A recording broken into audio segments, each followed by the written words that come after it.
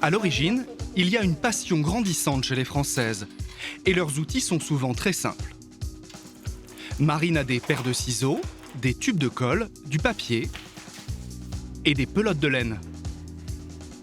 Et ça va lui suffire pour faire ça le comble. L'atelier est ouvert. Elle a réussi à attirer une vingtaine de participantes à un petit atelier de création organisé par un site internet. Pour 5 €, l'objectif est plutôt simple.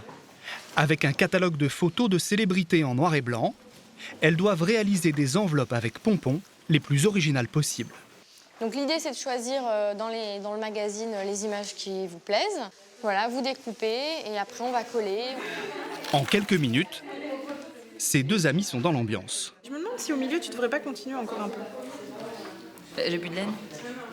Tu peux en rajouter. Ça occupe et puis c'est assez gratifiant de réaliser les choses soi-même. Et puis c'est ça, on peut venir avec des copines et partager un bon petit moment. Donc il ne manque que le petit chocolat chaud pour être au top. Et il n'y a pas que les plus doués en travaux manuels qui sont séduits. Cette cadre supérieure mère de famille vient ici pour jouir d'un petit moment de liberté créative. Pour une fois où on ne se met pas dans des boîtes ou des règles qu'on nous impose, là, pour le coup, c'est très libre. On peut le reformer. Et voilà le résultat, 2 heures après. Ce qui a été trop court, trop... Des enveloppes et des étiquettes cadeaux qu'on pourrait presque trouver en boutique. En plus de se faire plaisir avec cette nouvelle passion, les Françaises peuvent aussi gagner de l'argent. Créer soi-même des objets de décoration, des jouets, des bijoux, c'est tendance. On appelle ça les loisirs créatifs. 1 million de Françaises s'y adonneraient. Un phénomène relayé par la presse. Jusqu'à présent, ces objets faits à la maison restaient dans les tiroirs ou étaient distribués à des amis. Aujourd'hui, on peut en tirer de l'argent en les vendant sur des sites internet de plus en plus importants. A Little Market, Etsy, Davanda. Des pièces uniques parfois un peu kitsch, mais souvent jolies et originales, toutes réalisées par des créateurs en herbe et vendues à des prix très abordables. Elles permettent à leurs créatrices les plus assidues de se procurer un revenu non négligeable. Certaines sont même maintenant à la tête d'entreprises prospères. Welcome to the factory. Autrefois ringards, les produits fabriqués à la maison séduisent de plus en plus. L'année dernière, Isabelle a acheté pour la première fois sur ses sites internet et ça a complètement transformé sa manière de consommer. C'était pour une occasion exceptionnelle. Alors ça, c'est ma robe de mariage que j'ai trouvée sur un site internet. Pour son mariage, Isabelle voulait éviter l'effet meringue, mais cherchait une robe à plumes. Elle l'a trouvée sur l'un de ces sites qui propose des articles faits à la maison par des créateurs amateurs. Pour Isabelle, l'économie était de taille. Le budget, normalement, d'une robe de créateur, il faut compter au-delà de 1 000 €, normalement. Après, ça dépend du modèle, etc. Et celle-là ? Et celle-ci m'a coûté 189 €, frais de port inclus. Donc, que des avantages. Du fait main, pas cher. Ensuite, Isabelle a voulu se faire plaisir en achetant des articles pour sa fille, un bébé de 5 mois. Petit sac pour ranger des jouets, protège-carnet de santé et petit écriteau à accrocher sur la porte de sa chambre.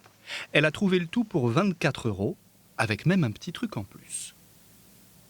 Alors, ce qu'il y a de particulier, c'est qu'effectivement, il y a le prénom de ma fille sur chaque article. C'est, la créatrice m'a demandé si je souhaitais personnaliser les articles. Donc, l'avantage, c'est que c'est une pièce unique. Et bon, forcément, on se sent privilégié quand on a une pièce unique. Et c'est pas plus cher.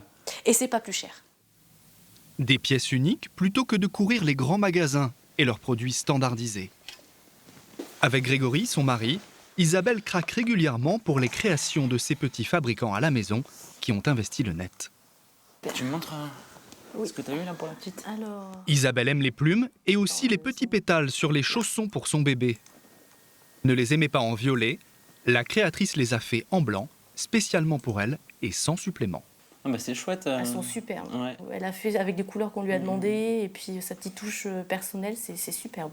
Les petites perles brillantes, ça rappellera le brillant du collant de la tenue. Et puis Elle a de vraiment la petite robe. bien compris notre attente. Ouais. Ah, c'est chouette. Des fabricants aux petits soins pour leurs clients, ça fait le bonheur des consommateurs et ça permet à quelques passionnés de réaliser leurs rêves. Dans la campagne sartoise, c'est entre les clochers, les bottes de foin et les champs à perte de vue que l'on peut trouver l'une de ses créatrices. Aurélie, 34 ans, a changé de vie. Elle en avait marre de son job de vendeuse de chaussures payée au SMIC qui l'obligeait à travailler le week-end.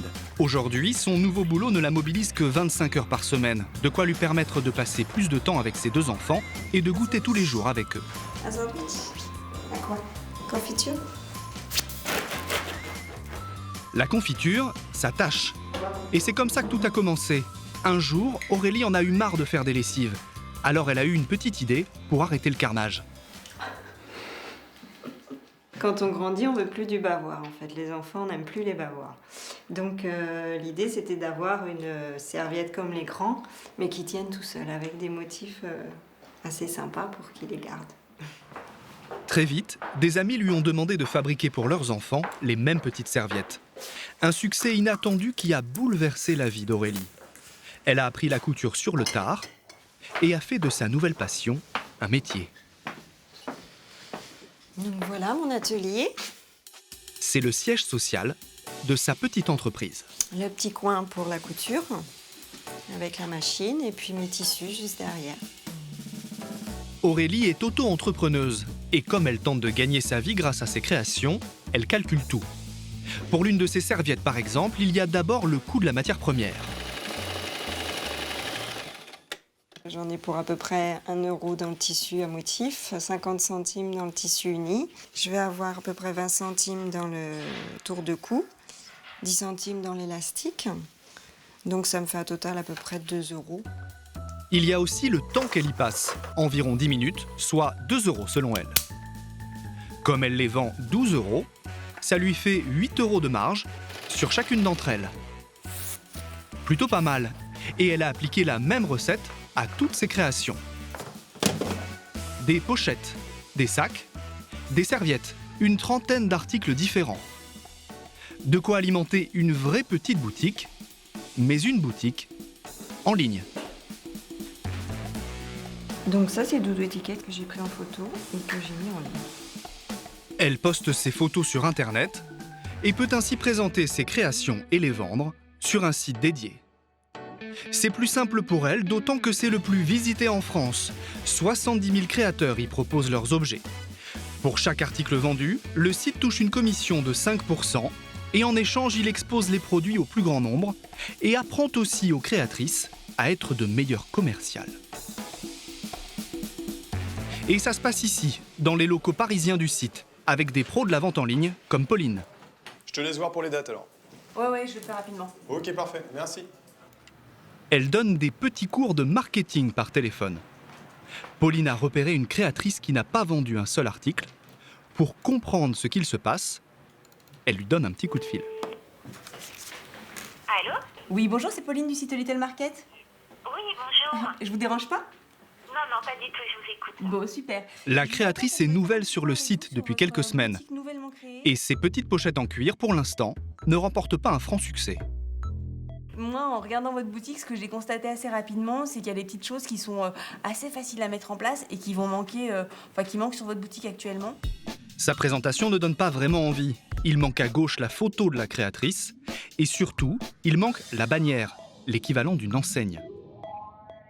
Et la bannière, ce que je vous disais, c'est la devanture de votre boutique. C'est comme si vous ouvriez une boutique physique mais que vous n'aviez pas de devanture. C'est un peu dommage. Si vous avez des super produits à l'intérieur, ça donne pas forcément envie de rentrer. Donc ça va, ça va vraiment... On trouve ça directement sur le site? Non, ça par contre, c'est à vous de les créer. Dans le guide d'installation, vous avez toutes les mesures. Quelques pages pour aider les créateurs à mettre en ligne une boutique qui marche. Comment la présenter, comment choisir son pseudo, ou encore comment réaliser une bannière. Le manuel du parfait vendeur sur Internet, de quoi booster les ventes de cette créatrice. Puis après, il y aura la nouvelle collection qui sera plus avec des couleurs pour le printemps. Et puis voilà, j'espère que ça va donner un petit coup de pouce. Oh, je suis certaine. Il n'y a pas de raison. Normalement, ça devrait bien fonctionner. Écoutez, il n'y a pas de souci, je vous remercie beaucoup. Je vous en prie, merci. Grâce à ces techniques, ouais, et puis bon courage pour les premières ventes alors. il y a 6000 transactions par jour sur le site. Un site aujourd'hui rentable. Pour autant, les créateurs, eux, s'en sortent-ils? Un samedi après-midi dans le Marais, dans le centre de Paris. Ce salon regroupe une centaine de créateurs. Le temps d'un week-end, ils ont quitté leurs ateliers à la maison pour aller au contact de leurs clients et mieux se faire connaître. Nous retrouvons Aurélie, l'ancienne vendeuse qui s'est lancée dans ce nouveau métier. Avec son mari venu lui prêter main forte, elle a apporté près de 500 articles. Bracelets, attaches tétines, col de cou, une sorte d'écharpe ou doudou pour enfants. Descends un petit peu, à droite, monte, top. Elle a investi 400 € pour ce stand de 3 mètres carrés. Elle espère ainsi conquérir de nouveaux clients, mais aussi faire des bénéfices. C'est bien aussi de montrer sur Internet, les gens ils peuvent pas toucher, ils peuvent pas, ils voient juste sur des photos, voilà. Donc là ils aiment bien voir et pouvoir toucher ce que je fais. Ce jour-là, ça va plutôt bien marcher pour Aurélie. Ils sont tous différents en fait. Oui, il y en a aucun pareil, oui, c'est pièce unique. Cette cliente est intéressée par les doudous de la créatrice. Aurélie va en profiter pour faire la pub de sa boutique sur Internet. Hop, je vous mets un petit flyer. Si vous voulez me retrouver facilement, j'ai un site Internet. Une fois qu'on a touché, peut-être qu'après on est plus à l'aise aussi pour acheter sur Internet, parce on connaît déjà le produit et tout, la personne, donc c'est assez sympa, ouais. Ça vous donne envie d'aller sur le site? Oui. Au final, Aurélie a atteint ses objectifs. Je vais être à 22 clientes. Qui ont acheté? Qui ont acheté. Par rapport à une journée sur Internet, c'est beaucoup? Oui, bah oui. 22 nouveaux clients qu'elle espère revoir sur Internet. Sur un week-end, elle a réalisé plus de 1 000 € de chiffre d'affaires. Aurélie ne regrette pas son changement de vie. Merci. Merci, merci, au revoir. Après 3 ans d'activité, son revenu ne cesse d'augmenter. Il est aujourd'hui de 800 €, juste en dessous du SMIC qu'elle touchait en tant que vendeuse. Au salon, il y a 2 sortes de créatrices. D'abord, celles pour qui c'est un complément de revenu, comme cette jeune cadre dans la communication qui fabrique de la décoration pour chambre d'enfants. Le soir devant la télé, je prends mon crochet et ça vous rapporte combien aujourd'hui? Aujourd'hui, ça me rapporte dans les 2 000 € par an. Et puis celles qui en ont fait leur métier. C'est le cas de cette femme d'origine colombienne qui fabrique des bijoux. Plus 10, 35. Est-ce que vous arrivez, vous, à vivre de votre activité? Oui. Ouais. Oui. Et au début, ça a pris un certain temps, mais aujourd'hui, ça marche. Ça peut être en moyenne, entre 1000 et 1500. 1000 à 1500 € par mois. Rares sont les créatrices qui peuvent se verser de gros salaires. Mais elles ont raison de s'accrocher, car dans un autre pays, où le phénomène a pris un peu d'avance, ce business à la maison a pris une toute autre ampleur. New York. Face à l'île de Manhattan, un quartier bobo de Brooklyn. Cette jeune femme fait la une des magazines branchés de déco. Il y a quelques années, Alexandra Ferguson n'aurait jamais imaginé poser pour des photos glamour.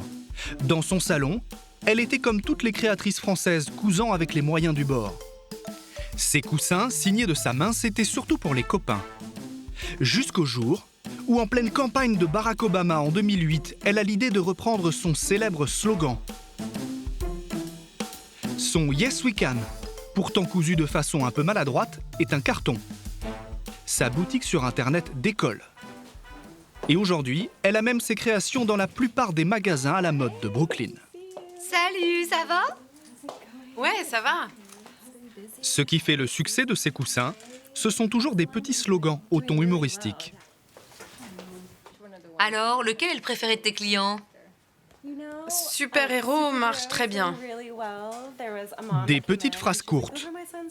C'était pas moi. Rappel à l'ordre. Appelle ta mère. Ou ironie. Oui, chérie. Et ça plaît encore plus quand c'est en français. C'est beaucoup plus chic. En anglais, ça passe beaucoup moins bien qu'en français. Tu jures en français et t'as même l'air distingué. We have je t'aime, c'est bon, merde, bonne nuit. Oh, here's bonne nuit. Un succès foudroyant qui a été possible grâce à ce site internet.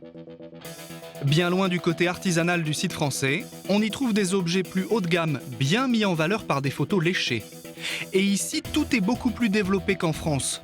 1 million de créateurs proposent leurs articles. Un site devenu aujourd'hui l'une des entreprises les plus florissantes du web américain. Bienvenue chez Etsy. 400 employés derrière leurs ordinateurs qui proposent des articles produits dans 200 pays à travers le monde. Hi Laurie. Chad Dickerson, le patron, a eu l'idée de donner dans les bureaux un petit aperçu de ce qu'on peut trouver sur son site. Des petites œuvres d'art, dont certaines très étonnantes. Il y a sur notre site beaucoup d'objets à mi-chemin entre les jouets et l'art. Ça, c'est un bon exemple. C'est quand même rigolo, non? Et il y en a même sur les bureaux de tous les employés. Chez Etsy, quand quelqu'un est embauché, on lui offre $100 pour qu'il décore son bureau avec des objets du site. Catherine, par exemple, elle a beaucoup de choses intéressantes sur son bureau. Ça, c'est la deuxième chose que j'ai achetée.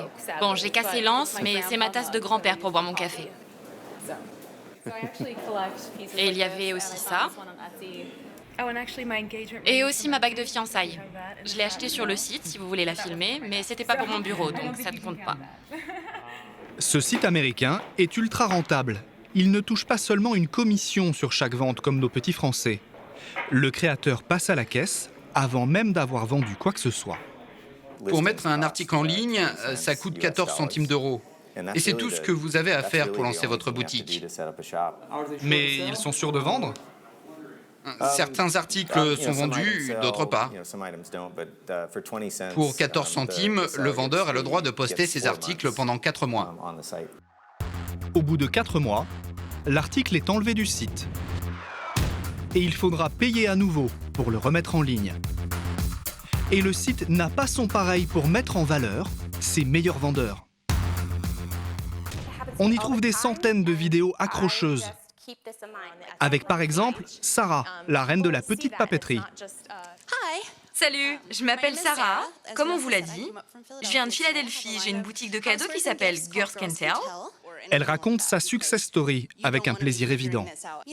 Comme beaucoup de gens qui vendent sur le site, je faisais des cadeaux pour mes amis et ils m'ont dit « Mais tu devrais les vendre !» Avec ses petites broches personnalisées, Jessica aussi fait un carton. Et elle délivre ses astuces commerciales. Si ça vous prend une journée pour faire votre produit ou l'emballer, dites que ça va vous prendre 5 jours.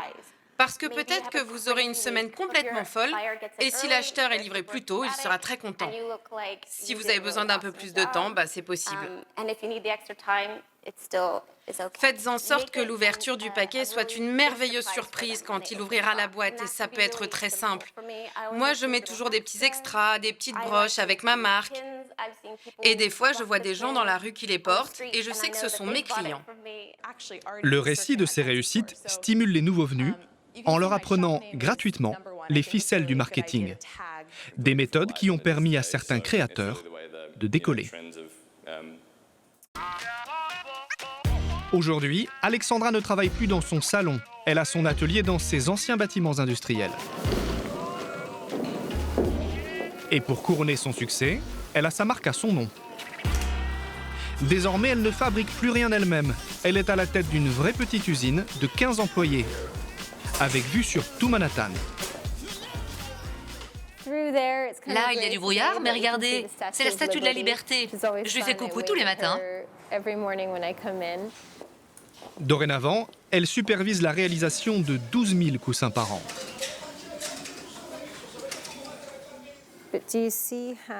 Est-ce que tu vois sur ce tissu-là, il y a des sortes de lignes, et là, elles sont verticales.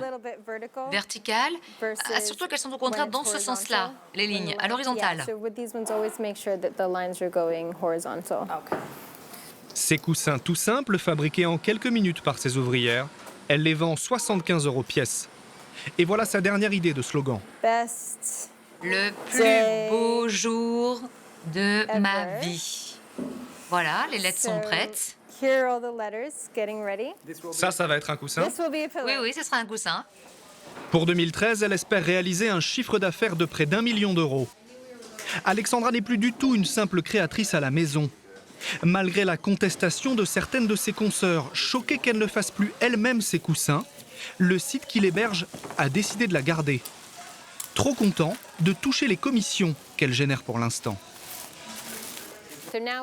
Disons que je me suis démultipliée en 14 ou 15 personnes, mais tout est fait exactement comme je le faisais au début. Bon, c'est un conflit intérieur. Je voulais grandir, je voulais me développer, faire toutes ces choses extraordinaires que je fais en ce moment. Mais en même temps, je veux pas trop grossir parce que je pourrais pas rester sur le site. Comme Alexandra, ils sont aujourd'hui quelques milliers à avoir démarré à la maison et à avoir réussi à transformer leur micro-activité en une entreprise à part entière.